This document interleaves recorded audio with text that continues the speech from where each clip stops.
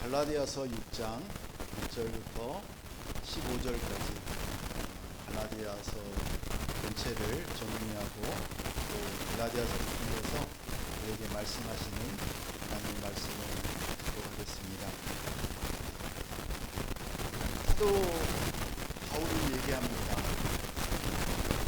나는 예수의 흔적을 가졌습니다. 여러분은 예수의 흔적을 가지셨습니다. 교회는 어떤 곳입니까? 우리가 참 많은 딜레마를 가지고 있는데 그 딜레마 중에 하나가 뭐냐면 교회는 그리스도의 몸입니다. 예수 그리스도의 몸이면 너무나 거룩하고 힘이 있고 능력이 있는 것 아닙니다. 그런데 그곳에 있는 성도들을 보면 너무너무 연약하고 부족하고 또 사람마다 다르겠지만 거짓말쟁이입니다. 이게 딜레마예요. 죄인들의 공동체인 거예요. 아니 그리스도의 몸인 교회가 죄인들의 공동체라고 하는 이 엄청난 신앙의 딜레마 안에 우리가 살아가고 있다는 것입니다. 그런데 이게 분리가 된 게 아니고 놀라운 사실은 하나라는 것입니다. 죄인들이 있는 공동체가 그리스도의 몸이라는 거룩한 공동체가 되게 만들어 주시는 분이 바로 예수 그리스도라는 놀라운 사실입니다. 너무나 상반된 모습이지만 우리는 하나님과 사람을 보면 너무나 잘 알 수 있습니다. 하나님은 거룩하신 분이고 완전하신 분입니다. 인간은 너무나 불완전하고 연약하고 넘어지는 존재입니다. 그래서 우리가 교회에서 같이 이렇게 공동체로 이루면서 살아가면서 느끼는 것 중에 하나가 뭐냐면 우리의 눈에 거룩하고 정말 신앙 좋고 이런 사람이 잘 안 보입니다. 말씀을 듣다가도 쟤는 왜 이렇게 말씀대로 하나님 뜻대로 안 한다고 하시나 있어. 왜 이렇게 교회가 계속 마음이 감정이 불만이 그렇게 하고 결국에는 우리는 하나님과의 관계 또 우리와 성도들과의 관계 가족들과의 관계, 이 관계 속에서 승리하는 삶을 사는 그런 식으로 하나님이 구성하고 계십니다. 우리의 모습,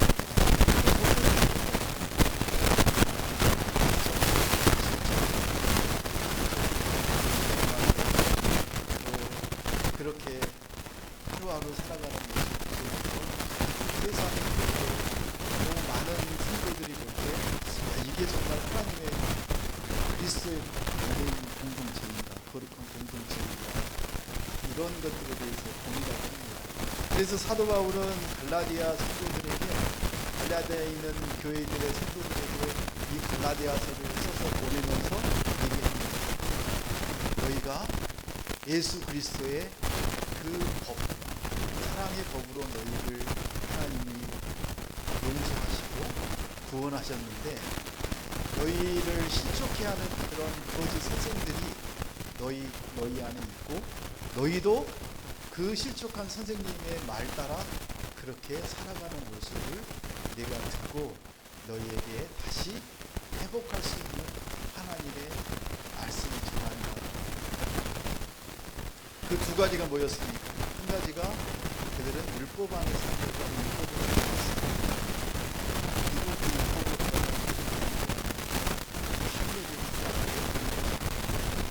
그런데 갈라디아서 5장을 얘기하는 너희가 육체의 분노로 행하는 것이 아니라 이제는 성령의 그 자유 안에 들어가라. 너희가 사람의 종이 되는 게 아니라 율법의 종이 되는 게 아니라 성령의 종이 된다. 성령의 종이 된다는 건 무엇입니까?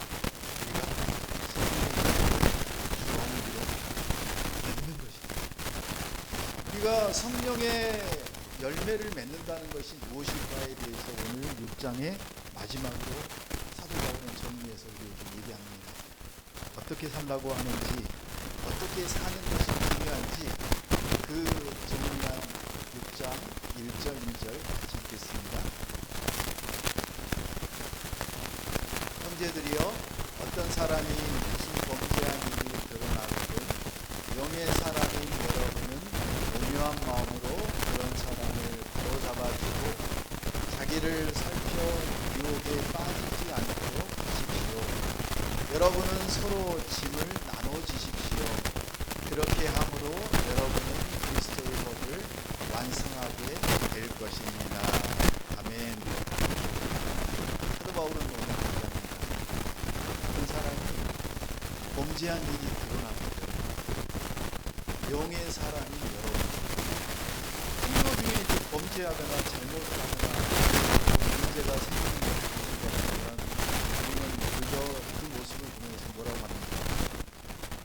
비판하고 정죄하고 율법에 따라서 이제 처단하려고 하는 그런 모습이 우리 마음의 생각이 스멀스멀 올라오고 결국에는 참지 못하고 그냥 쏟아내는. 그러면 쏟아낸 성도도 있고 받은 성도도 있습니다. 그런데 사도 바울이 범죄한 일이 드러나거든 어떤 얘기를 하느냐면 영의 사람인 여러분은 이제는 세상의 사람이 아닌 거예요. 세상의 사람이 아니라 여러분 뭐예요? 성령의 사람인 거예요. 다시 얘기하면 우리 안에 성령의 능력이 우리를 인도하고 지배하고 우리가 성령 안에 살아갈 수 있도록 하나님이 우리를 이미 구원하셨다는 놀라운 사실이에요. 그래서 우리는 일반 사람이 아니고 성령의 사람입니다. 성령의 사람인 여러분은 어떻게 하라고 하느냐면 온유한 마음으로 그런 사람을 바로 잡아주라고 합니다. 온유한 마음, 여러분, 온유함이 무엇입니까? 온유함이 성령의 열매 아닌가요? 다시 얘기하면 내가 사람으로서 온유함을 갖는 것도 힘들지만 온유함을 조금 가졌다고 할지라도 이 온유함이 오래가지 않아요. 이게 우리가 인정해야 되는 부분인 거예요. 그래서 우리는 온유함으로 그런 범죄한 일이 드러난 사람을 이렇게 온유하게 바로잡아주고 싶지만 그게 안 되는 게 우리의 현실이라는 사실입니다. 그래서 우리의 온유함은 얼마 가지 않고 한계가 너무 큰 거예요. 그러면 어떻게 해야 됩니까? 포기합니까?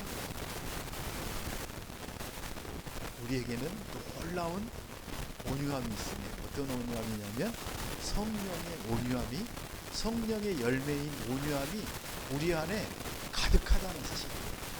그래서 우리가 성령 충만하라는 얘기는 뭐냐면 성령께서 우리 안에 가득함은 성령의 생각과 성령의 말씀과 성령의 놀라운 능력이 우리 안에 가득하다는 사실을 내가 인정하고 성령의 열매를 주렁주렁 맺고 있으면 성령의 열매가 여러 가지인 줄 알고 많은 줄 아는데 아니잖아요. 결국에는 성령의 7가지 열매가 하나잖아요. 하나인 거예요. 그래서 우리 안에 그 상대방의 허물과 범죄한 일이 내가 인지를 하는 순간 어떻게 하는 거예요? 저 사람을 비판하고 정죄하고 헐뜯는 게 아니라 내가 그 허물과 범죄한 일을 내 것으로 받아들이고 그 사람이 얼마나 힘들까, 얼마나 괴로울까, 그리고 따뜻한 말로 위로하며 그 상대방의 그 상황으로 내가 같이 하는 거예요. 상대방을 이해한다는 거죠. 상대방을 이해하는 정도의 그런 믿음이 있으려면 우리가 아니라 뭐예요? 성령께서 우리를 인도하실 때만이 가능하다는 사실. 그래서 그런 상황이 됐을 때 우리가 그 사람의 허물이 드러나는 것, 범죄함이 드러나는 것을 감싸고, 그리고 하나님이 고쳐주시도록 우리가 함께 기도하고 참아주고 인내하고 그렇게 함께 갈 수 있도록 한다라는 말씀을 오늘 사도 바울은 얘기하고 있습니다. 그렇게 됐을 때, 성령의 놀라운 은혜를 받을 때 우리가 무엇을 보게 되느냐면 나의 허물을 보게 됩니다. 나의 잘못을 내가 생각하게 하는 거죠. 그랬을 때 우리는 유혹에 빠지지 않습니다. 사단에 넘어가지 않게 합니다. 그리고 2절에 이렇게 얘기합니다. 여러분이 서로 짐을 나눠주십시오. 우리가 마가복음 11장 29절에 가면, 마태복음 11장 29절에 가면 예수님이 뭐냐면 나의 멍에를 너희도 같이 지라고 합니다. 함께 지라고 합니다.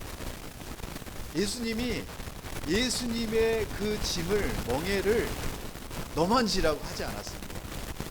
또 예수님이 너의 짐을 내가 다 질게라고 하지 않았습니다. 뭐라고 했습니까? 함께 나누어 지라고 하셨습니다.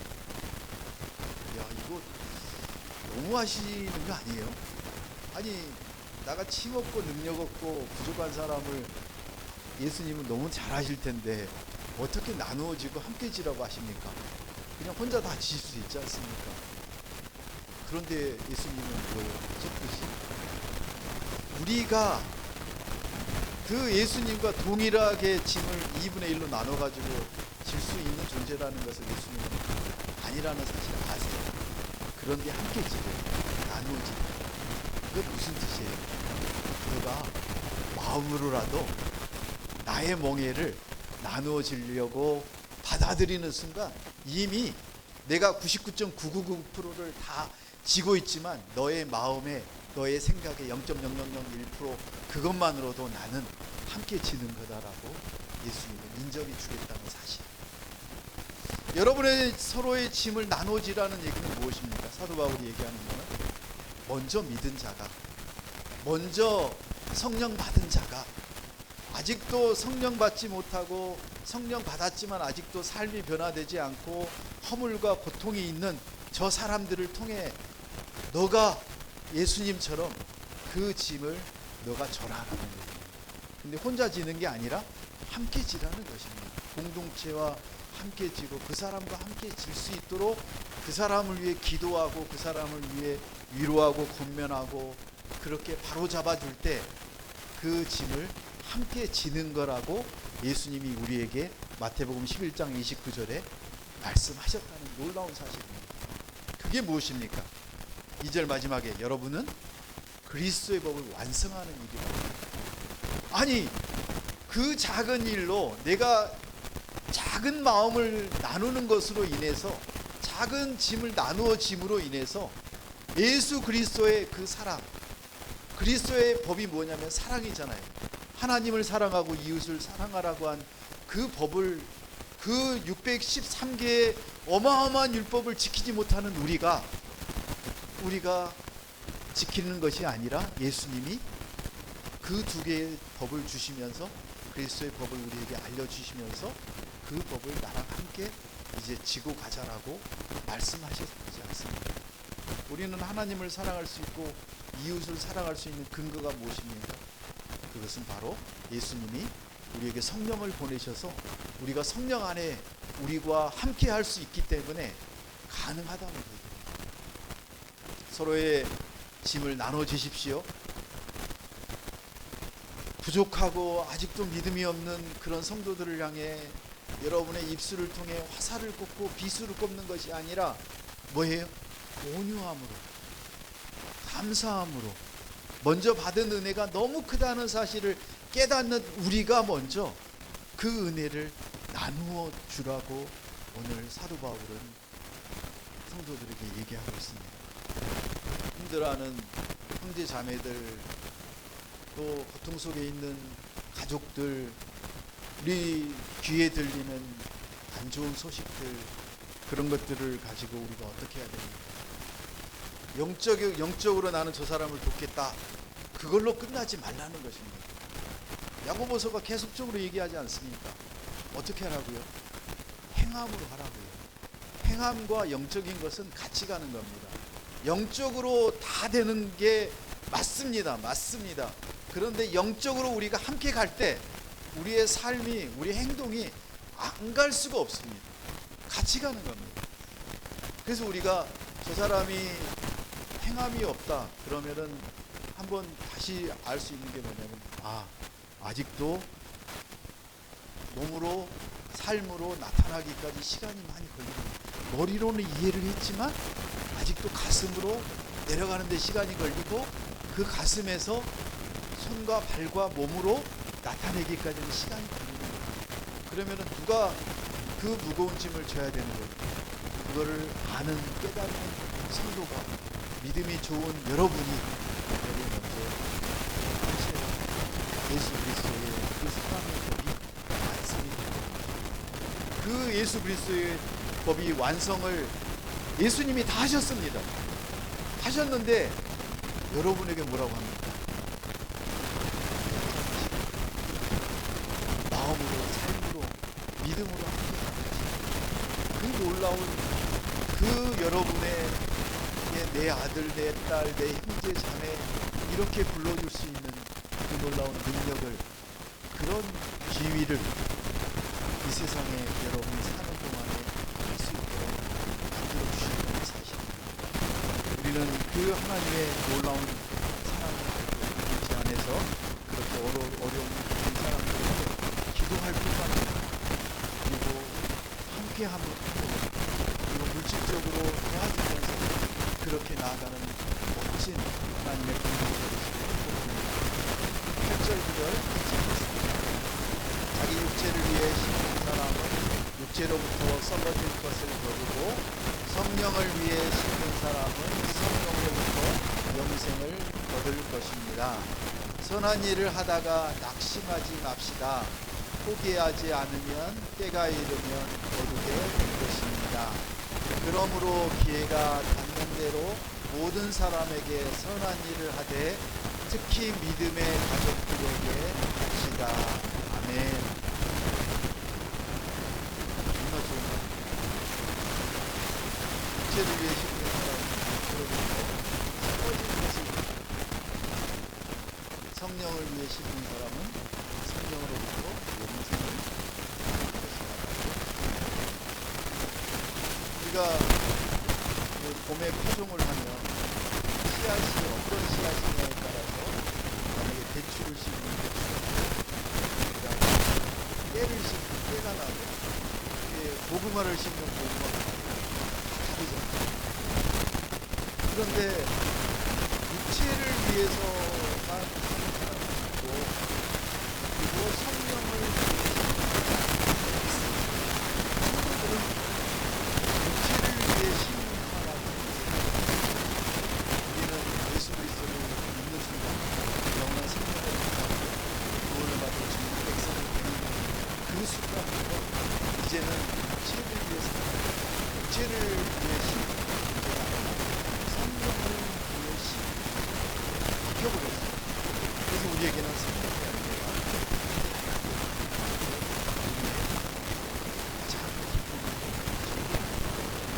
그런데도 아직도 우리는 육체의 것을 벗어나지 못하고, 육체의 것과 성령의 것을 양쪽으로 오가면서 육체를 위해서도 기도고, 그리고 성령을 위해서도 심는 그런 고약한 버릇이 평생 사라지지 않습니다.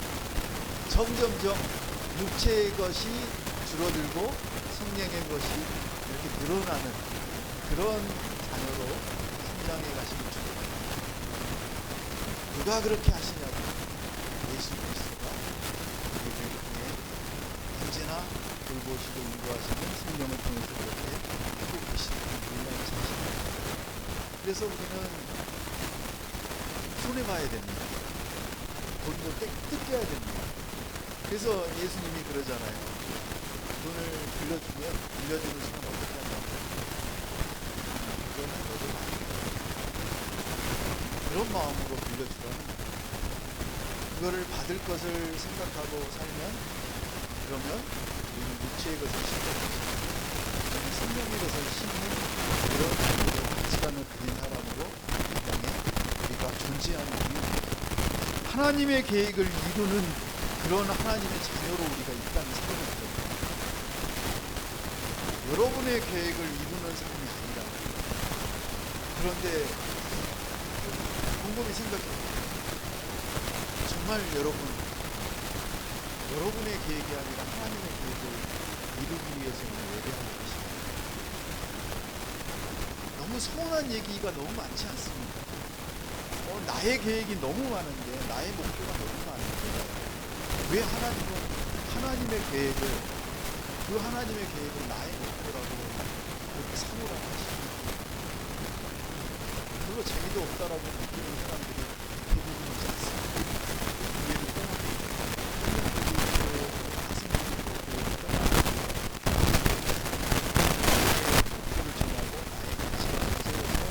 내가 이루어야 된다는 것입니다.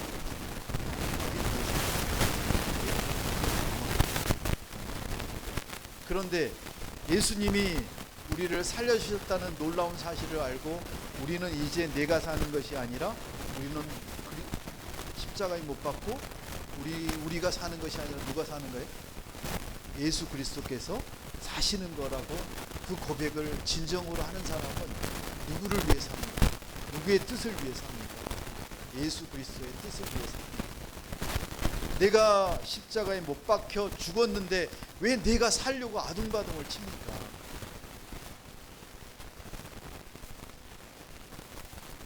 그렇죠. 가족이 지금 죽을 상황에 놓여 있다면 우리는 기도하는 게 그겁니다. 무엇입니까? 하나님 살려주십시오. 그러면 예수님이 물어봅니다. 살려주면 뭐 할 겁니까? 이게 너무 서운한 얘기 아니에요? 지금 이 설교를 듣고 있는 우리 누나는 저 미친놈 그럴 거예요. 살려주면 뭐 하는데? 목적이 있어야 될 거 아닙니까? 살려달라고 하는 목적을 우리가 제대로 알고 있으면 우리가 기도할 그 이유가 있는 것입니다. 지지난주에 이제 임종이 가까웠다고 와서 마지막으로 얼굴 보고 가라고 해서 가족들이 10여 명이 가서 마지막으로 보고 왔습니다. 그런데 지금 한 2주, 이번 주가 이제 2주 될 텐데 안 돌아가셨거든요. 그럼 의사 나쁜 사람들 아니에요? 그러면은 또 이런 얘기도 할 수 있는 거 아니에요? 왜 임종도 아닌데 와서 임종 보고 가라고 하느냐고. 그게 사람 아니에요.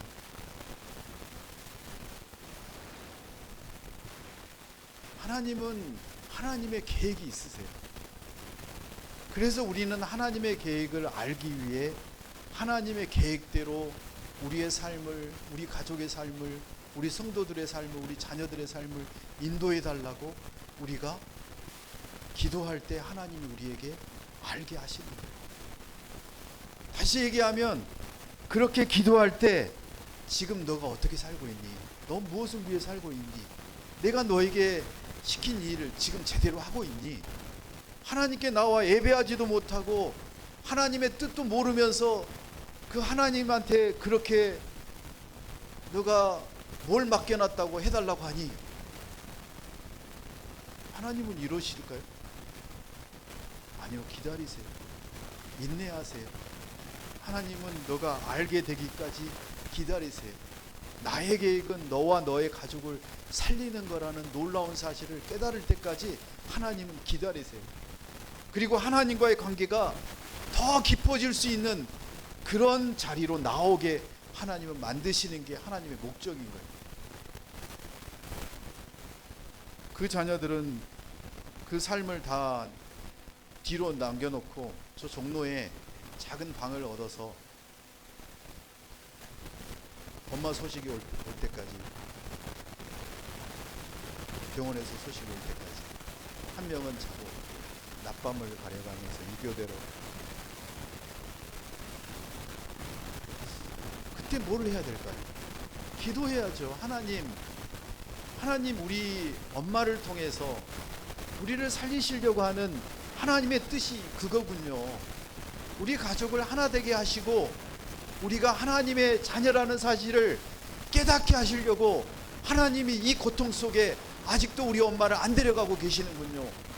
그거를 깨닫고 하나님께 울부짖고 나와 통성으로 기도하며 그렇게 예배하는 자녀로 회복돼야죠. 하나님은 우리를 통해서 하나님의 계획을 이루려고 하는 놀라운 사실, 그 사실 하나는 뭐예요? 구원하시려고 하는 놀라운 사실이다.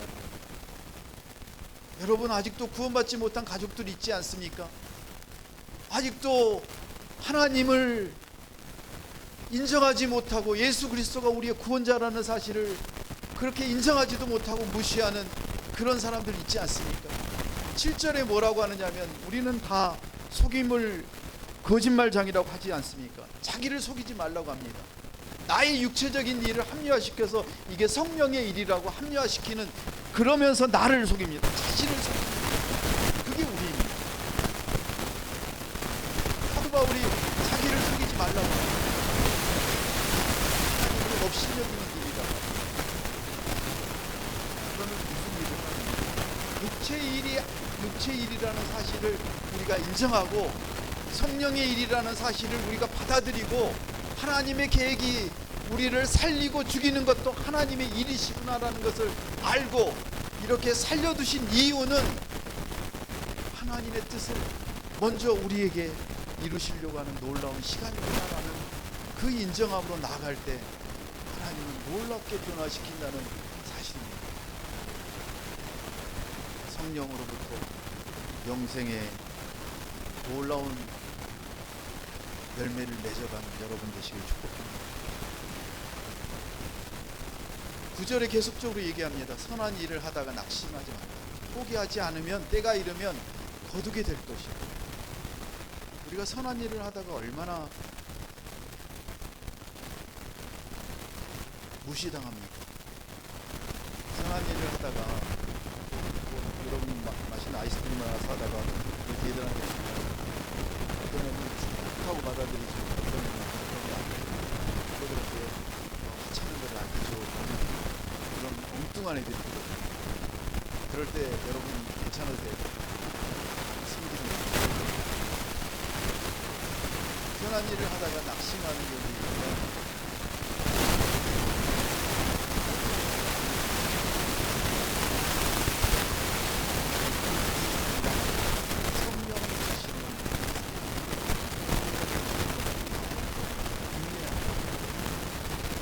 자녀들에게 우리가 야 너 왜 교회 안 가? 너 교회 가야 구원받고 나랑 같이 천국에 가지. 안 통합니다. 어떻게 해야 됩니까? 우리의 삶이 인도하고 그렇게 낙심하지 않고 지극정성으로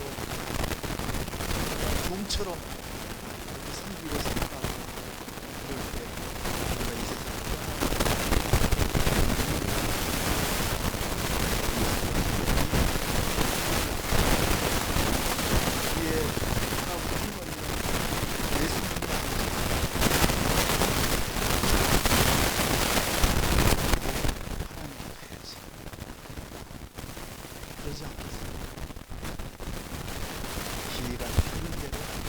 모든 사람에게 선한 일을 하고 특히 우리에게 믿음의 가족들에게 하라는 것입니다.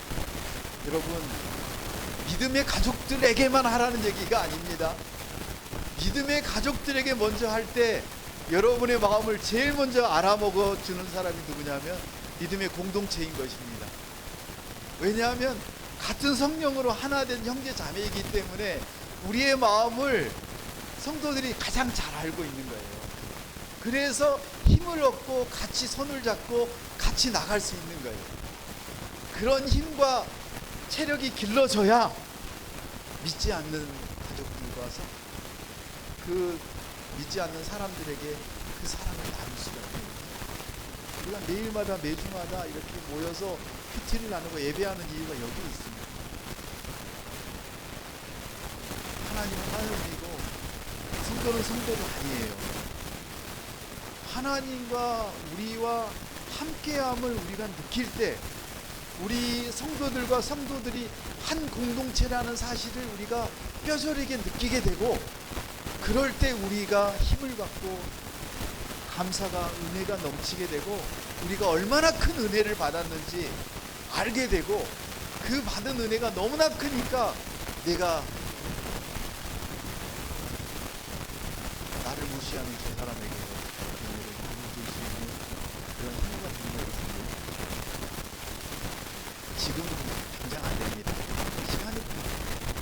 그래서 우리를 바로 데려가지 않고 그렇게 우리를 성화시켜 나아가는 그런 믿음의 여정으로 십자가의 길로 우리를 가게 하시는 놀라운 사실입니다.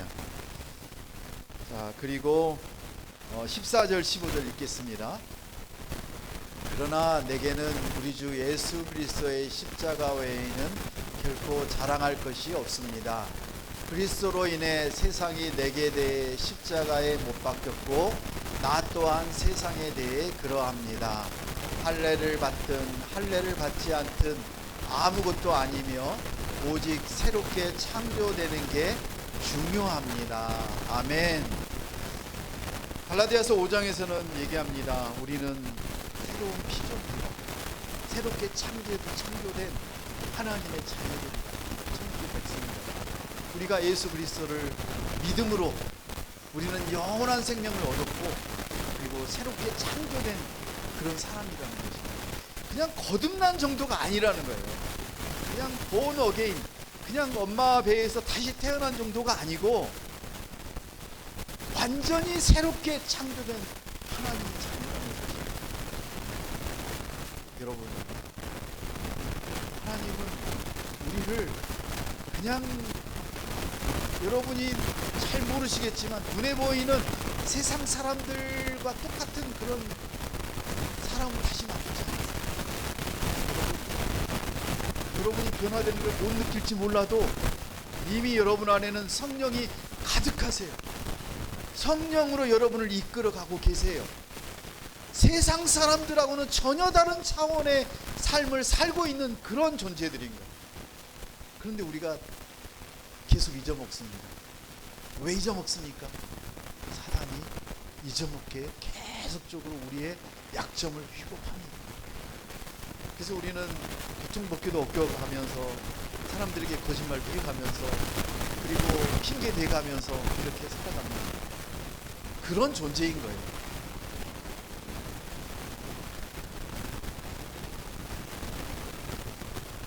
그런데 사도 바울은 고백합니다. 나는 예수 그리스도의 십자가 외에 자랑할 게 없다. 여러분, 우리가 자랑할 게 얼마나 많아요. 이렇게 좋은 교회가 있고요, 이런 좋은 공동체가 있고요, 이런 좋은 가족들이 있고요. 또 어제 제 아내가 와서 그러는데, 아니 은선이 같은 저렇게 멋진 아이를 내가 만난 게 참 대단하다고 그러더라고요. 은선이가 또 좋은 선물을 했나? 제주도 갔다 오면서.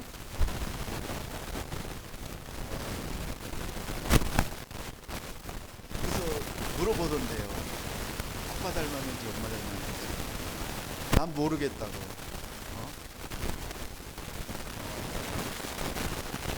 하나님이 키워주시고 하나님이 이끌어가시는 이 놀라운 우리 자녀들을 통해서 그런 칭찬을 받는 게 얼마나 감사해요. 그 사도 바울은 가족들에 대해서는 성경이 나오지가 않잖아요. 그러면서 사도 바울은 얘기합니다. 그는 자랑할 것이 예수 그리스도의 그 가장 처참한 그 십자가에 나는 자랑할 거예요. 여러분, 우리가 너무 욕심이 많지 않아요? 그 욕심을 사도 바울처럼 정말 십자가만을 자랑하는 다른 사람들이 쿡 찔르면 십자가, 쿡 찔르면 예수 그리스도, 쿡 찔르면 성령님, 이런 존재가 되면 얼마나 좋겠어요. 그리스도로 인해 우리가 이제 십자가에 못 박혔고, 또 우리가 세상이 우리에게 온갖 손가락질을 하고 갖은 협박을 할지라도 우리는 나는 예수님 아니면 못 살아. 그런데 우리가 기억해야 될 건 뭐냐면요, 우리의 잘못한 일로 인해서, 범죄로 인해서, 죄로 인해서 손가락질 받고 이런 거는 아니에요. 우리가 예수님을 전하다가 또는 예수 그리스도로 인해서 내가 교회 간다고 하는 것 때문에, 내가 큐티 나누는 것 때문에 그러다가 핍박받는 거는 맞는데, 내가 근무해야 되는 시간에 큐티 올리고 있고, 내가 일해야 되는 시간에 교회 간다고 하고, 이게 아니라는 거예요. 이건 핍박이에요. 핍박이 아니에요. 이건 내 잘못인 거예요. 크리스찬은 그래서 정말 철저하게 일을 해요. 그래서 우리가 차 뒤에다가 물고기 달고 다니니까 이게 정말 수시로 법을 위반하잖아요. 그거를 거기다가 달고 가면은 뒤에 사람들이 뭐라고 하냐면 저런 사람들은 그것만 보거든요. 그래서 우리가 커밍아웃 한다는 게, 내가 예수 믿는 사람이다 라는 걸 사람들에게 알린다는 게 그렇게 어려워요. 그래서 목사 되고 나서 제일 좋은 게 그거거든요. 학교에서 저 황 교수는 목사야, 사람들이 다 알고 있거든요. 조심해야 돼요. 조심하는 게 아니라 그리스도의 향기가 나타나야 되는데, 이게 인간이 잘 안 되잖아요. 그래서 우리는 정말 할례를 받든 할례를 받지 않든, 세례를 받든 받지 않든, 우리의 정체성이 어디에 있느냐면 세상에 있는 게 아니라 하늘에 있다는 거예요. 우리는 사람을 살리는 그런 하나님의 자녀인 거지, 사람을 죽이고 헐뜯고 비방하고 그런 존재가 아니라는 거예요. 우리의 기도로, 우리의 그 온유함으로 사람들이 다시 활력을 얻고 다시 살만한 이유를 찾고 그렇게 되는 존재라는 거예요. 그런 놀라운 능력을 우리에게 주셔서 이곳에 있게 하셨다는 놀라운 사실을 기억하시기 바랍니다. 그래서 사도 바울은 고백합니다. 마지막으로 빌립보서 3장 8절 같이 읽겠습니다. 내가 참으로 모든 것을 해로 여기는 것은 내 주 그리스도 예수를 아는 지식이 가장 고상하기 때문입니다. 그분으로 인해 내가 모든 것을 잃어버리고 심지어 배설물로 여기는 것은 내가 그리스도를 얻고 그 안에서 발견되기 위한 것입니다. 아멘. 여러분, 사도 바울과 같은 그런 믿음의 사람이 고백합니다. 예수 그리스도를 아는 지식이 가장 고상하다. 여러분, 예수 그리스도를 알려고 여러분이 시간을 드리고 큐티를 하고 예배를 드리고 말씀을 나누고 그렇게 할 때 우리의 모든 인생이 완전히 변화될 것입니다. 세상의 어떤 것도 다 배설물로 여기는 사도 바울의 그 말, 그 생각이 우리에게도 임하길 축복합니다. 오직 예수 그리스도만을 우리가 발견하고 그 안에서 참 평안과 성령의 열매를 주렁주렁 맺히고 그리스도의 향기가 넘쳐나는 그런 한 주간 되시길 예수님의 이름으로 축복합니다. 함께 기도하겠습니다.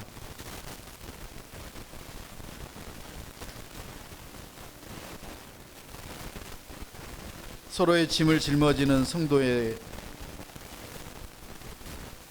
형제 자매의 연약함을 이해하고 사랑으로 회복시키며 공동체 안에서 서로를 지지하는 중요성을 사도 바울은 강조합니다.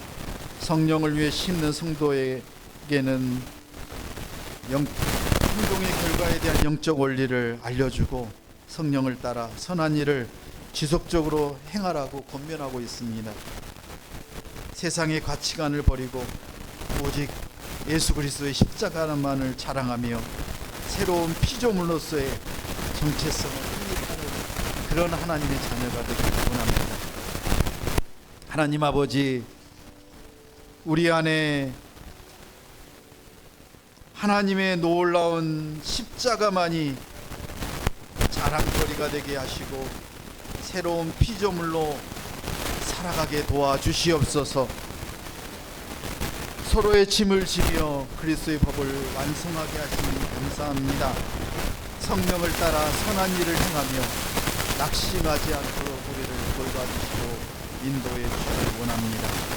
예수 그리스도의 십자가만을 자랑하며 새로운 피조물로 살아가도록 주님 도와주시고